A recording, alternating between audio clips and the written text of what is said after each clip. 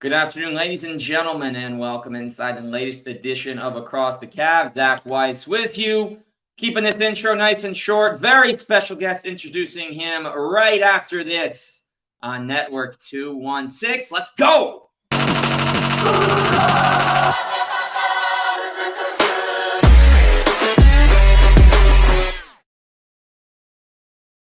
All right, folks, he needs no introduction. He wore the number 25 in Cleveland. It hangs in the rafters. He's graced us with his presence before. This time we get to see the beautiful face that accompanies the wonderful shooter and individual that he is. Number 25, MAARKKKKKKK. A pleasure that we get to do this again. Yeah, excited to be back, Zach. Good to see you again. And you too. So, Mark, what's been great about this season compared to the past, so we've seen more Brad Daugherty on the air, and we've seen Brad Daugherty with Mark Price with John Michael. So what's that been like for you, getting the opportunity to join and work with your old pick and roll partner on the air now? Yeah, I'm excited to come back on and with the Cavs organization, and it's come up about once a month right now. Go to a couple games, and they kind of have me doing all sorts of different things. But part of that is spending some time on the TV broadcast with Brad and John Michael. And it's always fun getting to reminisce with Brad and kind of jab at each other like we did in the good old days. And has broadcasting these Cavs games, it given you a different perspective? Because you've been a Division I head coach. Of course, you played at the highest level. You've been around the game. You had multiple sons that played Division I. But how has being on the broadcast maybe changed your perspective or taught you anything maybe you didn't know before?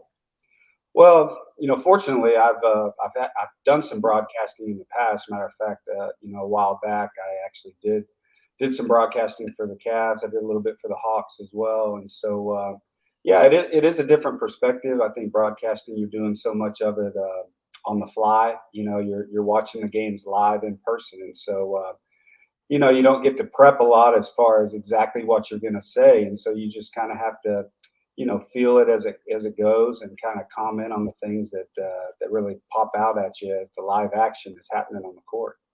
Yeah, it's always been something for me. I got into sports as an announcer, and that's where I started to find the joy, right? You get into a discussion, and then all of a sudden you want to tell people in real time, right? You love the game so much. You have this great energy for it, and you just want to get on the air, and you want to show everybody that you have it, and you also wanted to make it fun and engaging, right? That's what it's all about, right? We got John, we got Brad, AC, Serena, yourself, and all the other guest commentators. It's something where you all love the Cavs and you love the sport, and then you come on and it conveys very clearly, and it makes the viewer, myself included, among the tens of thousands of millions to watch, even more enamored with the team because of the voices, right, that accompany it. Yeah, I think it's a great thing the Cavs are doing, bringing a lot of the older guys back around because you got so many of the fans that loved our teams during the era that we played, and so they're kind of watching the new while listening to the older guys kind of comment and compare from our era to the new era, and I think it makes for a lot of fun banter, and I think for the fans watching, it's a lot of fun as well. And on that note, Mark, this year's Cavs team, certainly one of the weirdest we've seen through 36 games, because they started out very slow, then they got hot, then it's been up and down. And then their star point guard has to get his jaw wired shut because he ran into 7'4" giant Kristaps. And you had Evan Mobley suffer a long-term injury pretty much at the same time, and yet they're just winning. They're beating good teams. They're handling their business against the below average teams, just getting those wins. And we've seen so many players like the Sam Merrills and the Craig Porters that maybe weren't expected to perform like this. Merrill's getting called out by major companies now, the major accounts, the major media, while Craig Porter is making everyone wonder why he wasn't drafted. So my question for you, Mark Price, watching this team now at 21-15, they would be in the playoffs, no play-in if it began today. What's your analysis of this squad so far?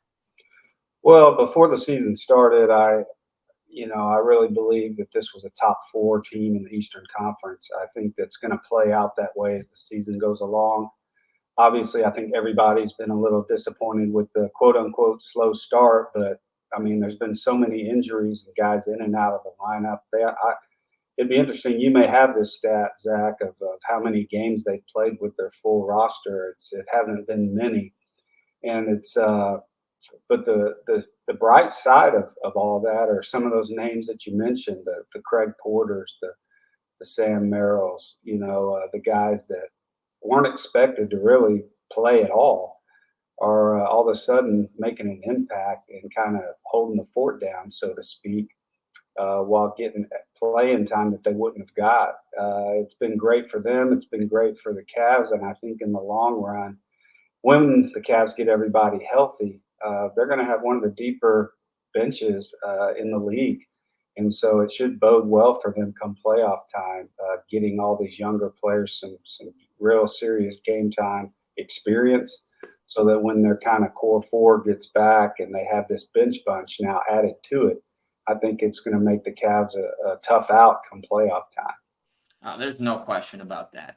And to answer your question, missed games by starters are as follows. The only player that's played in every single game is Max Strus. The only player that started every game is Strus. The only player besides him that played in every game is George Niang, who were the two big additions. They've been the most ready. Allen's missed 5. Mitchell's missed 9. Mobley's now missed 15. Garland has missed 16. And Okoro earlier in the season missed 9. LeVert's missed 8.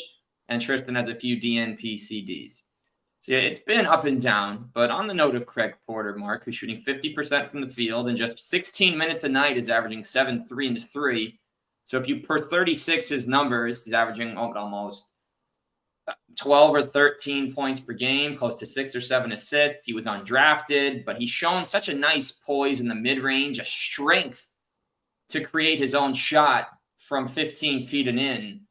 So my question for you is, do you see any guys you ever played with, whether in Cleveland, Washington, Orlando, you see their game in a young Craig Porter? Yeah, I do. One of my closest friends and teammates with the Cavs, Craig Elo, is a guy that comes to my mind. Craig was kind of that utility guy. He could play 2 or 3 positions. He could handle the ball. He could play the point. He could slide off.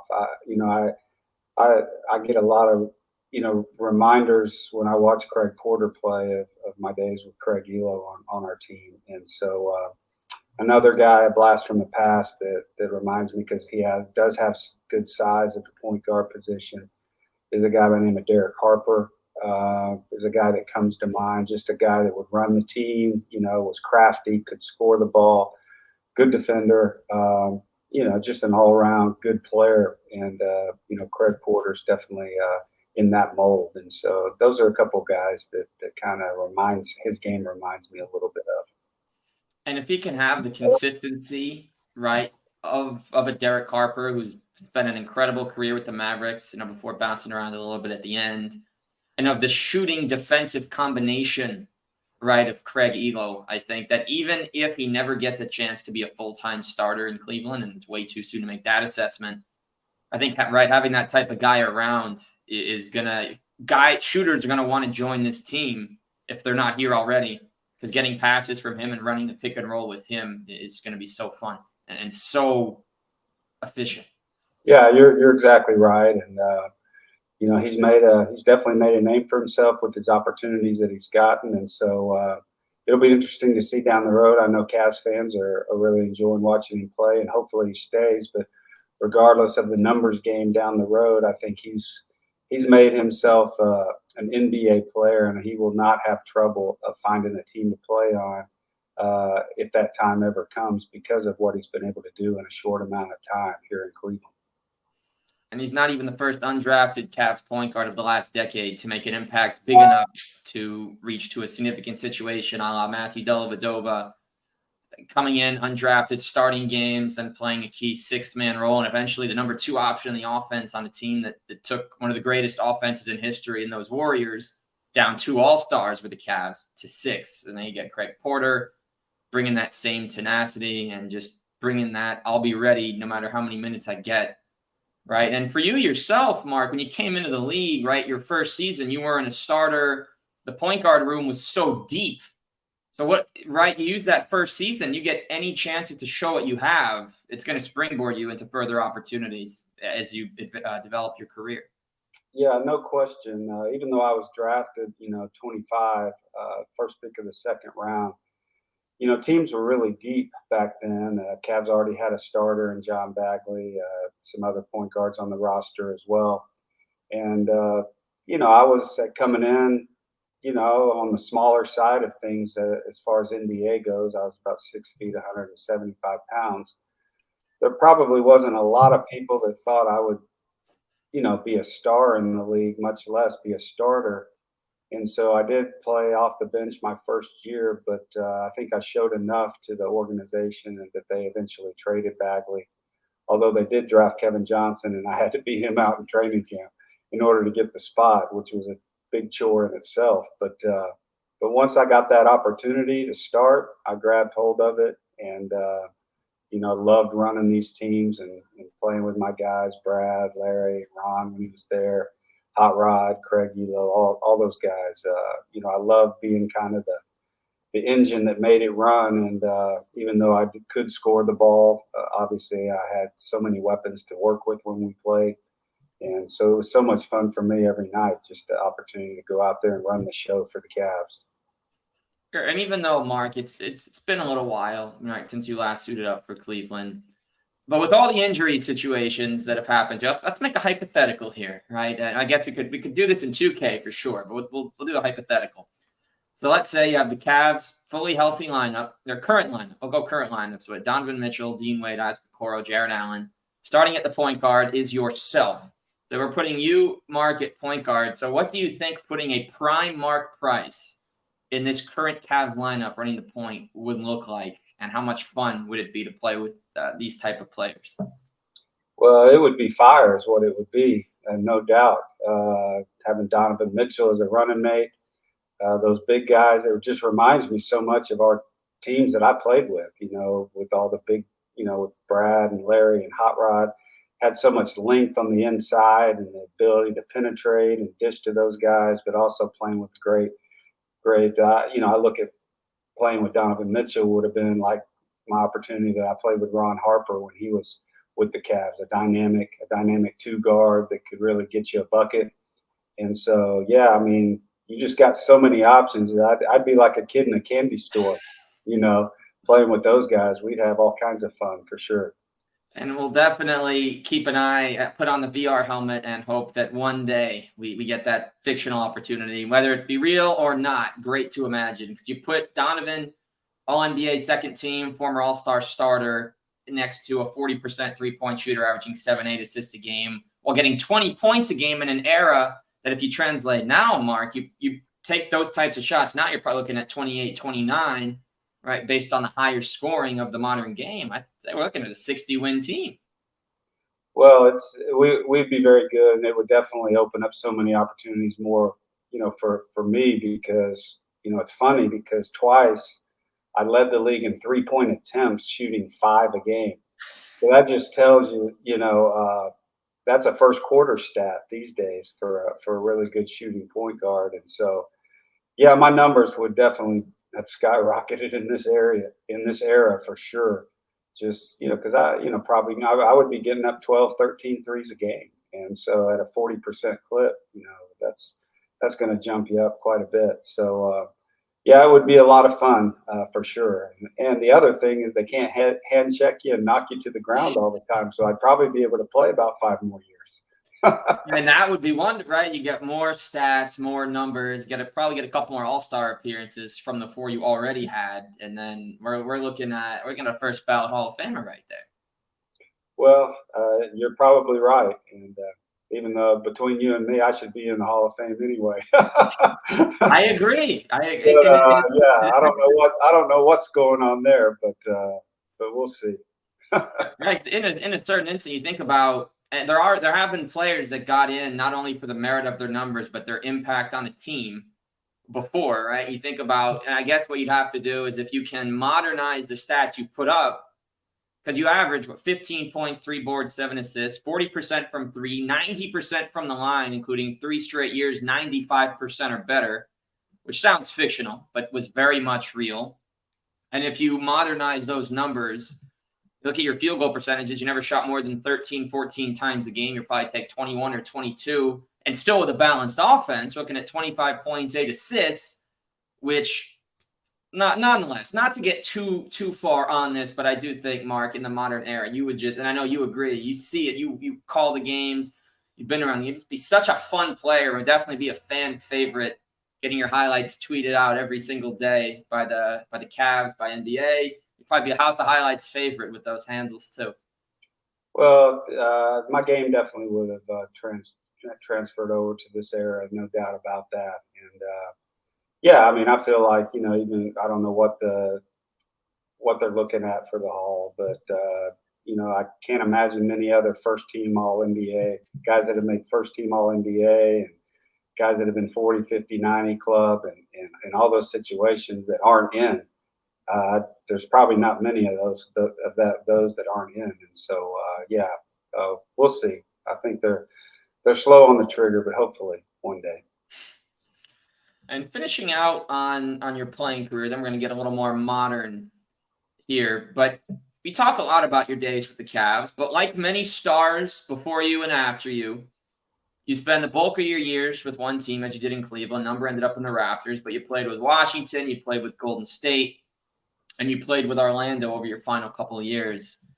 So something that I feel like is never really discussed with players of your caliber, of your magnitude, Mark, is we talk so much about your one team, like, oh yeah, they finished there, but there's not much insight to that. So what was the vibe around your other teams based on how your experience in Cleveland was?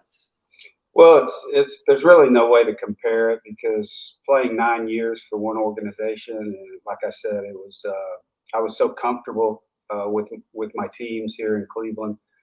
To then go and kind of bounce around my last 3 years with different teams, it's just the vibe. It's when you're only there for one season, and you you feel a little bit like a rent-a-player kind of deal in those situations. But it was never quite the same as my years in Cleveland, for sure. Cleveland's such a great organization. And at that time, Washington and Golden State and Orlando were trying to find their way a little bit, before becoming good organizations and good teams. So, I was kind of on the front end of that with some of those organizations. And even though I enjoyed everywhere I was at, nothing compared to my time in Cleveland. And anybody that ever I run into associates me playing with the Cavs, and and they say it all. I just didn't look right in a different uniform. It was just kind of strange. It's a jersey swap, right? Everyone's got their app out, although back then it was real. But right now, you show someone a picture of Mark Price in a Washington Bullets jersey, they'll say, "How good are your design? Like, is that real? Like, there's no way." Yeah, that's right. That's right. Yeah, and it felt weird too. Felt weird wearing a different jersey after I'd been with the Cavs because at the time I thought I would, start and end my career in Cleveland. It didn't work out that way. As the nature of the game and the way it goes. But my heart was always with Cleveland. I'm glad to be back with the organization doing some things again. And it's always fun to see my jersey hanging in the rafters every time I go to a game. And hearing you say heart is in Cleveland, very reminiscent of what Big Z said. I remember when the Cavs traded Ilgauskas to Washington back in towards the end of his Cavs tenure, and they ended up making a rule about this. He gets traded to Washington so the Cavs could bring Anton Jamison in, and Ilgauskas, in a statement through his agent, said his heart was in Cleveland. He won't play anywhere else. And while, yes, he did play with Miami, I respect his decision to try and win a ring at the end of his career. Just great that all the guys, yourself, Z, Brad, everyone else with their jersey up there, Larry, and all the others, Tacom, AC, Bingo, the embodiment of Cleveland. Your prime years were there. You love it. And the vibes never change. The love never changes. And I think that's also what makes the Cavs such a great organization, right? Is all these guys that play like yourself and all the others I mentioned. You have these top tier careers, and no matter where else you may end up, whether you don't live in Cleveland when you retire, that's always the place you look back on the most fondly, and where you felt the most loved and really endeared. Yeah, the fans in Cleveland are special, just in that they're so loyal to their teams and their players. And if you had any kind of impact on any of the franchises, in Cleveland, then, you're going to be revered there forever. And it's always nice. I mean, when I go back up to Cleveland, I mean, people they're so glad to see me. They're glad to see me back around again. And we just had a special relationship. I don't know, Cleveland's a hardworking city and a hardworking town with hardworking people. And that was what kind of epitomized my career. That's how I came. I mean, being small and undersized, I mean, I had to get out there and battle every night against great players and great athletes. And I think that really connected with the fans of Cleveland and the city and the community there. Quick transition here, Mark, but this is something I actually didn't know in real time. And some people might not know, but we go back 5 NBA seasons. You spent some time in Denver with the Nuggets as a shooting consultant with the 18-19 team, which was really the earlier edition of Jokic, Murray, and all the others. But being around Nikola Jokic, who right now we think about this NBA, he's doing some insane things, whether he's scoring 4 points and dishing out 23 assists, or he's getting his 40-point, whatever it is, the bank shot, game winner against Golden State last week. So while he was already an all-star in the 18-19, he was still early on in that development where his stats are leading them to 50, 55 wins. So my question, Mark, is what was it like to be around him? And then did you see the potential of him becoming this best player in the league type while you were over there? Yeah, you could definitely see that he just had a special skill set that other guys didn't have. I mean, a lot of people always looked at the things he couldn't do, right? He wasn't super athletic. He wasn't fast, but yet you can't stop him. I mean, he has such great touch around the rim. He can shoot it outside. I mean, but I think the thing that sets him apart more than anybody else is just his passing ability. I mean, he's by the end of his career, I mean, no matter what position, he's going to have to go down as one of the best passers that's ever played at the NBA level. His vision, court vision, is just uncanny, and his teammates just feed off of him, and you can tell that. Like you said, I was with Denver back, and they still have their core three guys, and Jokic and Murray and Michael Porter Jr. And I got to spend a lot of time with all three of those guys, and you could just tell that it was coming for them. And I think the difference with Nikola really taking it to a whole nother level was when he finally got serious about his conditioning and his body and getting into tip-top shape. I think that was one of the flaws that was holding him back a little bit early in his career. You could see all the tools that he had, but he just wasn't in great, shape physically. And, the light bulb turned on, a couple of years ago, and he came back in great shape. And I think it just took off, and he just started dominating. And maybe an unrelated question, maybe relevant, but a lot has been made of his horse racing, right? He'll go home to Sombor. He brought Aaron Gordon out in the offseason, and he's big on that. Do you think it actually has an impact that he plays, he puts all of his effort in, and then he takes a load off when the season's over? Do you think that could play a part in maybe him coming back even better? In that he's always known, he's mentioned it's been his passion, but having something to focus on so heavily that can kind of keep you locked in when you're away from the game. Do you think that's even helped him come back even more focused, knowing that while he's here, he takes care of business, he gets his ring, but then he can go home and then he'll come back, no distractions, mind fully clear, ready to play? Yeah, I think so. I definitely think it's good for anybody. I mean, the season is so intense and so grueling. I really believe that guys need to have an off season where they can regroup and refresh, not only physically and heal up and recover from all the banging of a season, but also mentally, like you said. And I think that's really, really important to have something outside of basketball, that can kind of just give you a break, a mental break, and so that you can come back refreshed. And he's obviously found that in his horses and over there in Serbia, and he loves going back. And I know that's where he plans on going when he finishes playing basketball as well. And then for you, Mark, when you weren't playing, so you had a lengthy NBA career. You were part of the league from 86 to 98. So what was it for you when the season would end and you just take a load off? What would you get up to that would keep you sharp, fresh, but also relaxed and getting healthy again?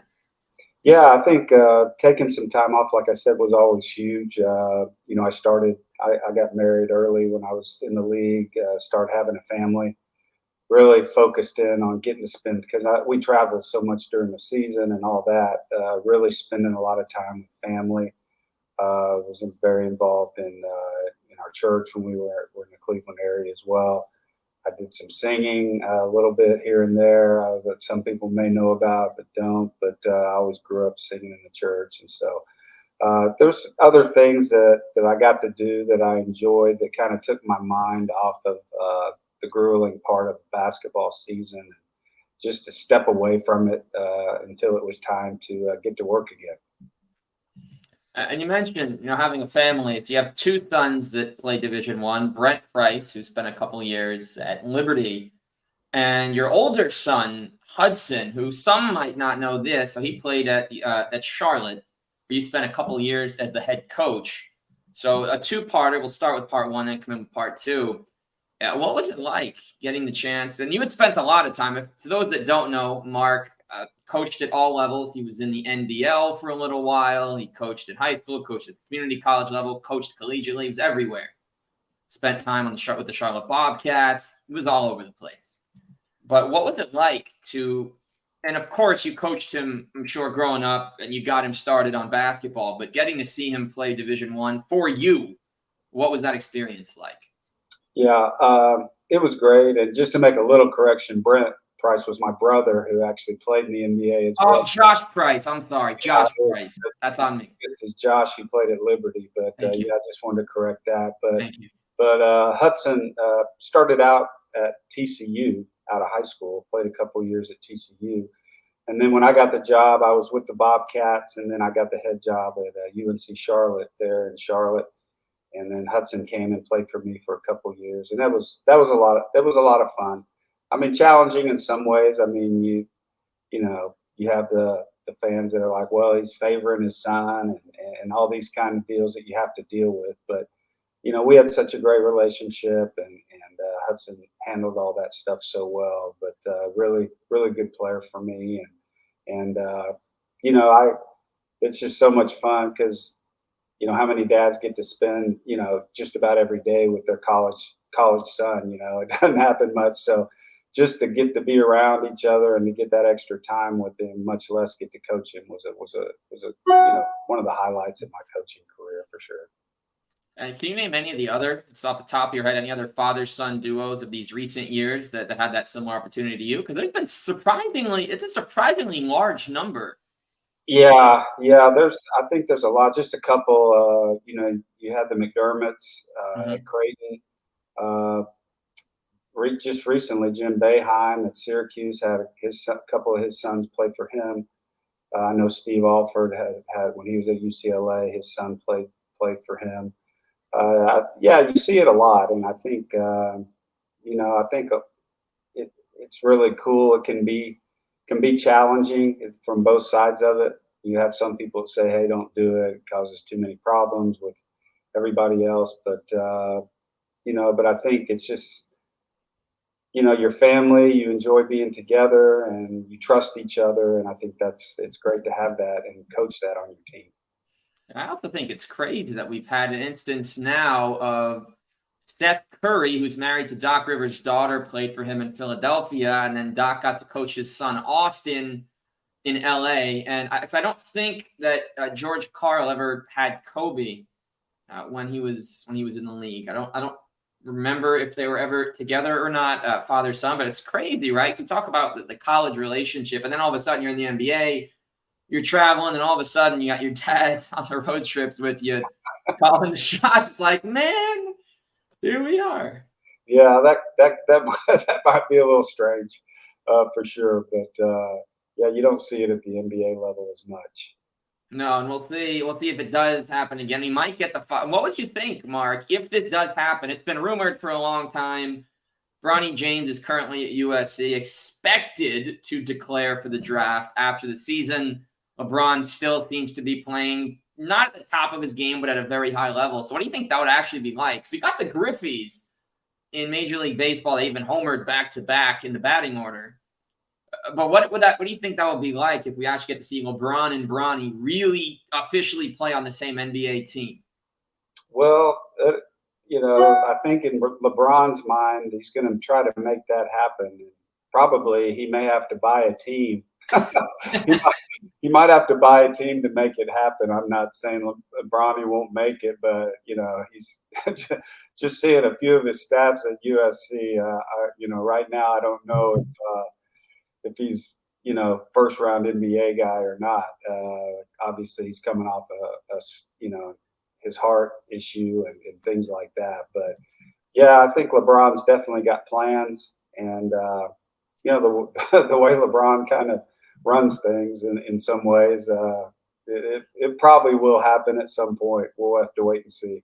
It'll be a lot of fun to see that. See James and James Jr. next to each other. Jersey numbers certainly be an interesting discussion, but would be something. Obviously, Bronny, I want to say he's wearing, do you know if he's wearing 6 or 0 at USC? I'm not even sure, to be honest. I haven't seen him play. Oh, it is 6. Okay, it is 6. All right, so you'd have to pick a new number since no more 6. Okay, we got one more question for you here, Mark, and then we will wrap this up. So, Cavs, as we mentioned in the beginning, 21-15. Mobley's been out. Garland's been out. Missed a whole lot of games, more than anyone ever expected to this point in the season. But yet here they are, top 16, have beaten some very quality opponents, almost took down Milwaukee, were close against Boston with these players not even available to suit up. We got 46 games left. It's going to be a ride. We're going to hear you on the broadcast. Very excited for thoughts on what's to come for the Cavs as we go forward with the season from the Mark Price perspective. Yeah, I think if you're a Cavs fan, you still got to be really excited. I know there was a lot of expectation coming into this year, and some people have even been, quote unquote, a little disappointed. But I think with the injuries that have happened, I mean, to be 21-15 right now, I think they're in absolutely great shape. Once they get healthy, and I think they're going to be one of the deeper teams in the league. I predicted at the beginning of the year they'd be top 4 in the East. I'm still sticking with that. And in what spot, who knows? I think you still have the favorites in Milwaukee and Boston. They're probably a head above everybody else right now. You got Philly there. I'm not so sure Joel Embiid has enough parts around him. So I think the future looks bright for the rest of the season. I think the Cavs could make a serious run. I think they're going to be a difficult out come playoff time if they get healthy and if they get all the pieces playing and working together. They got, like you said, 46 games or so to get that done.